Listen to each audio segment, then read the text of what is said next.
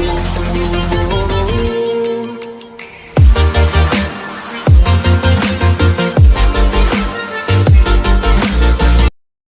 Friends, welcome back to my YouTube channel. Friends, ये आपके सामने सैमसंग का डबल डोर रेफ्रिजरेटर है। इसमें क्या है, कूलिंग की प्रॉब्लम क्रिएट हुई है और आपके सामने अगर कूलिंग नहीं कर रहा है ये फ्रिज, या फिर डाउन पार्ट में बिल्कुल कूलिंग नहीं हो रही, अप पार्ट में थोड़ी बहुत कूलिंग हो रही है, या फिर अप पार्ट में ही बिल्कुल कूलिंग नहीं हो रही, तब आप उसको कैसे चेकआउट कर सकते हैं, कैसे इसको ठीक कर सकते हैं, जो प्रॉब्लम है उसको कैसे सॉल्व कर सकते हैं। तो आपको करना है, कंप्लीट इस वीडियो को वॉच कर लेना है। मैं आपको स्टेप बाय स्टेप एक एक चीज़ क्लियर कर दूंगा कि इसमें अगर ये फॉल्ट आ रहा है तब आप उसको कैसे ठीक कर सकते हैं। सबसे पहले मैंने क्या है, डोर को ओपन कर लिया है। उसके बाद क्या करना है, यहाँ पर जो फ्रिज है इसके मतलब जो अब वाला पार्ट है वहाँ पे भी कूलिंग नहीं हो रही है, और डाउन डाउन जो पार्ट है वहाँ पे भी बिल्कुल कूलिंग नहीं हो रही है। तो यहाँ पे क्या है, जब कूलिंग नहीं होती है तो मैं आपको स्टेप बाय स्टेप हर एक चीज़ क्लियर कर दूंगा और आप उसको कैसे सॉल्व कर सकते हैं। और कूलिंग नहीं हो रही है तो वहाँ पे कैसे कूलिंग क्या फॉल्ट होता है उसको ट्रेस कर सकते हैं, वो फॉल्ट को ट्रेस करके अपनी प्रॉब्लम को सॉल्व कर सकते हैं। तो ये जो है इसको रिमूव कर देना है। उसके बाद ये जो ऊपर आइस ट्रे है इसको भी निकाल देना है, और इन कुछ सबको निकाल के उसके बाद क्या करना है, यहाँ पर क्या है ऊपर दो स्क्रू लगे होते हैं, वो मैं आपको पास से दिखाता हूँ। इसमें सैमसंग डबल डोर रेफ्रिजरेटर होता है और एलजी के भी जो फ्रिज होते हैं डबल डोर उनमें भी होता है। ये दो देख रहे हैं आप, ये दोनों स्क्रू हैं, इनको आपको अच्छे से रिमूव कर देना है। उसके बाद इसको ओपन कर देना है। तो मैं आपको प्रैक्टिकली एक एक चीज़ दिखाऊंगी जिससे कि आपको कोई परेशानी नहीं हो। तो उसके बाद क्या होता है, दो लॉक लगे होते हैं, वो आराम से आप इसको खिसकाएंगे, आपकी साइड निकल आएगा। ये आप देख रहे हैं बैक साइड इसी से अटैच होता है ये पैनल, तो इसी तरीके से ये बाहर आ जाएगा। तो सबसे पहले क्या करना है, इन स्क्रू को मतलब रिमूव कर देना है आपको, मैंने कर दिए। उसके बाद ये जो आप इस तरीके से इसको निकाल सकते हैं, ठीक है। तो आप इस तरीके से इसको निकालें। उसके बाद क्या करना है, आपको सामने जो पैनल लगा होता है यहाँ पे यहाँ पर आप देख रहे हैं एक कैप लगी होती है, इस कैप को टेस्टर की मदद से या पेंचिस की मदद से आप इसको निकाल सकते हैं इजीली तरीके से, ठीक है। तो इसको निकाल के उसके बाद क्या करना है, आपको यहाँ पे एक स्क्रू लगा होता है, इसको भी रिमूव कर देना है। उसके बाद जो प्रॉब्लम होगी आपके सामने खुद ही नज़र आ जाएगी इसमें क्या प्रॉब्लम है, और उसको आप ठीक कर सकते हैं। तो क्या है, इसको मैं पहले कैप को रिमूव करता हूँ, उसके बाद इस जो पेंच है स्क्रू है इसका, इसको रिमूव करता हूँ स्क्रू ड्राइवर की मदद से। तो इस पेंच को निकाल देना है। उसके बाद मैं इसको आपको निकाल के दिखाऊंगा। ये जो आगे का इसका पैनल है, जो फैन के जस्ट फ्रंट पे मतलब लगा होता है, उसको मैं रिमूव करके दिखाऊंगा। ये मैंने निकाल दिया। उसके बाद यहाँ पे जैक लगा होता है, इस जैक को आप निकाल सकते हैं। और आप देख रहे हैं यहाँ पर क्या है, आइस है, देखें आप डक में बहुत कम आइस है, इसमें आइस आने मतलब आइस है इसी वजह से, और डाउन पार्ट में बिल्कुल कूलिंग नहीं हो रही है। तो यहाँ पे क्या है, इस जैक को एक चीज़ का ध्यान रखना है, जो जैक जहाँ पे से आप निकाला है उसी के अकॉर्डिंग वहीं पे लगाना है। एक चीज़ का ध्यान रखना है इस चीज़ का। और हीटर है, हीटर को भी मैं आपको चेकआउट करके दिखाऊंगा कि आप हीटर कैसे चेक कर सकते हैं, हीटर को कैसे मतलब हीटर अगर फॉल्टी हो जाता है तो वहाँ पे क्या होता है, आपका जो ऊपर वाला पार्ट होता है वहाँ पे बहुत ज़्यादा आइस जमना स्टार्ट हो जाती है, क्योंकि हीटर का काम होता है आइस को मेल्ट करना। अगर ओवर कूलिंग होती है तो क्या है, हीटर मेल्ट कर देता है उस आइस को। 15 मिनट की टाइमिंग होती है हीटर की, तो मैं हीटर आपको चेकआउट करके दिखाऊंगा। आप एक समझ रहे हैं, एक इस साइड है हीटर का और दूसरा इस साइड पॉइंट है, ठीक है। इन दोनों पॉइंट को करना है, एक इस पॉइंट पे रखना है, दूसरी उस वाले पॉइंट पे रखना है। उसके बाद क्या है, मीटर में जो क्वांटिटी की रेंज पे मीटर को सेट कर देना है। उसके बाद मीटर में एक अलार्म का साउंड आएगा, ठीक है। अगर अलार्म का साउंड आता है तो इस कंडीशन में आपका जो हीटर होता है वो एकदम प्रॉपर तरीके से वर्क करता है, हीटर एकदम ठीक होता है, ठीक है। अगर अलार्म का साउंड नहीं आता है तो उस कंडीशन में क्या होता है, आपका हीटर खराब होता है, ठीक है, खराब हो जाता है। इसी वजह से वहां पे कॉन्टिन्यूटी का साउंड नहीं आएगा। तो आपको क्या करना है, बस इस मीटर को कॉन्टिन्यूटी की रेंज पे सेट कर देना है, इस चीज का आपको ध्यान रखना है, ठीक है। उसके बाद आप हीटर कॉन्टिन्यूटी की रेंज पे सेट कर देंगे, उसके बाद आप हीटर को चेक कर सकते हैं। मैं आपको मतलब पास से दिखा रहा हूँ, और उसके बाद मैं इन दोनों वाले पॉइंट पे लगाता हूँ, ठीक है।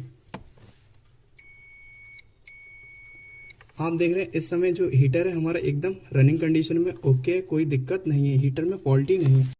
बाकी आपने हीटर को चेकआउट कर लिया, हीटर इस तरीके से चेकआउट करते हैं। उसके बाद यहाँ पर होता है एक एनटीसी सेंसर, जो आप देख रहे हैं ये सेंसर लगा होता है जो सैमसंग के फ्रिज होते हैं उनमें, जो डबल डोर रेफ्रिजरेटर होते हैं या फिर इन्वर्टर मॉडल फ्रिज होते हैं जो भी सैमसंग के, उसमें क्या एनटीसी सेंसर लगा होता है, जो पीले कलर का होता है, व्हाइट कलर का ये सेंसर होता है आगे, जो आप देख रहे हैं कैप्सूल की तरह होता है ये। तो इसको कैसे चेकआउट कर सकते हैं, तो आपको क्या करना है, मीटर लेना है मल्टीमीटर को। उसके बाद क्या करना है, मल्टीमीटर को किलो ओम पे सेट करना है और दोनों प्रोब इस सेंसर के जैक में लगाना है। तो वहाँ पे जो शो होगी, इसकी रेजिस्टेंस जो वैल्यू शो होगी वो होगी 5 किलो ओम। तो आप देख रहे हैं ये इस समय शो हो रही है, तो इस कंडीशन में आपका सेंसर ओके, कोई दिक्कत नहीं है। अगर ये शॉर्ट होता है या फिर कम शो होती है या फिर इसकी वैल्यू जो होती है शो नहीं होती है, तो इस कंडीशन में आपका सेंसर फॉल्टी होता है। अब मैं आपको दिखाता हूँ कि आप इसको आइस में रख के कैसे चेक कर सकते हैं। अगर आइस में है तो उस समय कभी कभी ऐसा होता है आइस बहुत ज़्यादा होती है, तो आप जैक निकाल के उसके बाद आइस पूरी परत जम जाती है हर एक एपोरेटर पे, तो वहाँ पे क्या होता है कूलिंग कॉइल पे पूरी आइस जम जाती है, तो सेंसर जो होता है उसके अंदर रहता है। तो आप उस तरीके से कैसे चेकआउट कर सकते हैं कि आप जैक निकालें, उसके बाद आप सोच रहे हैं कि नहीं निकल रहा है, तब हम सेंसर को चेकआउट कर लें कि सेंसर में कितनी किलो ओम सेट होना मतलब आना चाहिए आपके मीटर में। तो आप आइस में रखें, उसके बाद आप देख रहे हैं यहाँ पे 13 किलो ओम है। तो इस तरीके से इसको चेकआउट कर सकते हैं अगर आइस में, तब कुछ देर तक आप आइस में रखें। वैसे अगर आप निकाल के सेंसर को आइस में चेक करना चाहते हैं तब भी यहाँ पे 13 किलो ओम आएगी, शो होगी मीटर में रीडिंग। तो आप इस तरीके से इस सेंसर को चेकआउट कर सकते हैं। अगर आइस में है उसके बाद भी कम मतलब वहाँ पे शो हो रही है, तो आपका जो सेंसर है वो खराब है, उसको रिप्लेस कर दें। और सेंसर का जो वर्क है वो ये क्या है, कूलिंग को सेंस करता है, और जब कूलिंग को सेंस कर लेता है उसके बाद ये कट कर देता है, तो उसके बाद क्या है हीटर पे सप्लाई चली जाती है। तो आप इस तरीके से सेंसर को चेकआउट कर सकते हैं। उसके बाद बात आती है फैन की। फैन मोटर आप कैसे चेकआउट कर सकते हैं, और फैन मोटर नहीं चलता है तब वहाँ पे क्या होता है। तो फैन मोटर का जो काम होता है वो ये होता है कि फैन मोटर अगर आपका नहीं चलेगा या फिर स्लो स्पीड होगी, तो वहाँ पे जो कूलिंग कॉइल है उस पर आइस जमना स्टार्ट हो जाएगी और डाउन पार्ट में बिल्कुल कूलिंग नहीं होगी। और अगर आपका हीटर खराब हुआ तब भी ये दिक्कत आएगी, आइस बहुत ज़्यादा जम जाएगी और नीचे डाउन पार्ट में कूलिंग बिल्कुल नहीं होगी, क्योंकि सारी टक में आइस जम जाती है, तो इसी वजह से नीचे कूलिंग नहीं होती है। और एक चीज़ का ध्यान रखें, एनटीसी सेंसर जो मैंने आपको बताया, अगर वो भी खराब होगा तो आइस बहुत ज़्यादा जम जाएगी कूलिंग कॉइल पर और डाउन पार्ट में बिल्कुल कूलिंग नहीं होगी। चाहे आपका हीटर खराब हो, एनटीसी सेंसर खराब हो, या फिर अगर आपका फ्यूज लगा है जो थर्मल फ्यूज होता है वो खराब हो, तब भी ये दिक्कत आएगी। और एक चीज़ का ध्यान रखें, जो थर्मल फ्यूज होता है वो कैसे चेकआउट कर सकते हैं। थर्मल फ्यूज जो होता है आप पिक में देख रहे हैं इस तरीके का होता है। तो आप मीटर लें, मीटर को क्वांटिटी के रेंज पे सेट करें, उसके बाद दोनों नोब आप इस जैक में लगाएं, और वहाँ पे अगर क्वांटिटी का साउंड आ रहा है तो आपका थर्मल फ्यूज ठीक है, अगर नहीं आ रहा है तो आपका खराब है, तो आप उसको रिप्लेस कर सकते हैं और अपनी प्रॉब्लम सॉल्व कर सकते हैं। अब बात करते हैं फैन की। फैन जो वर्क करता है, अगर फैन की स्पीड कम होगी तब भी आइस आएगी। अगर फैन आपका नहीं चल रहा है वहां पर, तो कूलिंग कॉइल पे क्या होगा, बहुत ज्यादा आइस जम जाएगी और डाउन पार्ट में बिल्कुल ही कूलिंग नहीं होगी। और ऊपर जो होगा जो आपकी कूलिंग कॉइल होगी, कूलिंग कॉइल में बहुत ज्यादा आइस बर्फ जम जाएगी पहाड़ की तरह, जिस तरीके से आप देख रहे हैं। ये कंडीशन होती है जब फैन नहीं चलता है तब। तो फैन को आप अगर नॉन इन्वर्टर है तो आप 220 वोल्ट देके डायरेक्ट चेकआउट कर सकते हैं, कोई दिक्कत नहीं है।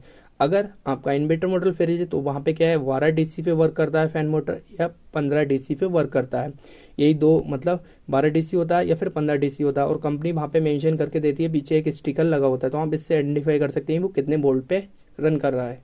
होता जो है वो 12 वोल्ट का होता है या फिर 15 वोल्ट का। तो अगर नॉन इन्वर्टर तो आप 220 वोल्ट देके डायरेक्ट चेकआउट कर सकते हैं। या फिर आपका जो फैन मोटर होता है उसके बुश ऐसा होता है, कभी कभी बॉडी डिसबैलेंस होती है, फिर बुश कट जाता है, तो वहाँ पे प्रॉपर तरीके से नहीं चल पाता, इस वजह से भी वहाँ पे बहुत ज़्यादा बर्फ जमने के चांसेस रहते हैं। तो आप उसको देख लें कि बॉडी आपकी डिसबैलेंस नहीं होना चाहिए, बॉडी जो होना चाहिए प्रॉपर तरीके से अच्छे से टाइट होना चाहिए उसके स्क्रू, और डिसबैलेंस होगा तो ये दिक्कत आएगी। अगर उसकी बाइंडिंग खराब हो गई तो आप उसको रिप्लेस कर दें, आपकी प्रॉब्लम सॉल्व हो जाएगी। तो फ्रेंड्स, ये इन्फॉर्मेशन कैसी लगी, अगर अच्छी लगी वीडियो को लाइक कर दो, चैनल पर न्यू विजिट किया चैनल को सब्सक्राइब कर दो। Thank you for watching.